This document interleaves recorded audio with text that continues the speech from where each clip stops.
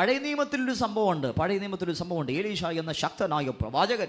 ആ പ്രവാചകൻ പറയുന്ന അതുപോലെ സംഭവിക്കും കേട്ടോ. അതുപോലെ സംഭവിക്കും.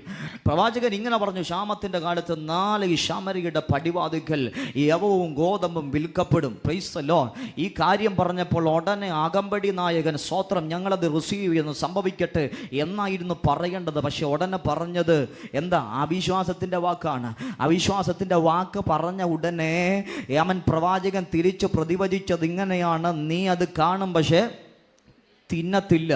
നിന്റെ കണ്ണുകൊണ്ട് നീ അത് കാണും, പക്ഷെ തിന്നത്തില്ല. എന്താ? അവിടെ ഉണ്ടായ നന്മ തനിക്കും അനുഭവിക്കാമായിരുന്നു. പക്ഷേ എന്താണ് അതിനെ പൂട്ടിയത്? തൻ്റെ അതരത്തിലെ അവിശ്വാസത്തിൻ്റെ വാക്ക് ആ നന്മയെ തടുത്തു വെച്ചെങ്കിൽ വളരെ അപകടകരമായ ഗൗരവകരമായൊരു വിഷയത്തെ എൻ്റെ പ്രിയപ്പെട്ട സ്നേഹിതരോട് ഞാൻ പങ്കുവയ്ക്കുക. അതരത്തിലെ വാക്കുകൊണ്ട് ദൈവത്തിൻ്റെ നന്മകളെ തടുത്തു വയ്ക്കരുത്. അവിശ്വാസത്തിൻ്റെ വാക്കുകൊണ്ട് ദൈവത്തിൻ്റെ പ്രവർത്തിയെ തടുത്തു വയ്ക്കരുത്. അവൻ അവിടെ വെളിപ്പെട്ട നന്മയെ തനിക്ക് കാണാൻ കഴിഞ്ഞുള്ളൂ. അനുഭവിക്കാൻ കഴിയാത്തതുപോലെ, തിന്മാൻ കഴിയാത്തതുപോലെ പലപ്പോഴും നമ്മുടെ നന്മയെ തടുത്തു വയ്ക്കുന്നത് നമ്മുടെ വാക്കാണെങ്കിൽ ഈ പകൽ ഏറ്റു പറഞ്ഞുകൊണ്ട് പറ: എൻ്റെ അധരം നന്മയെ വിളിച്ചു വരുത്തുന്നതാണ്.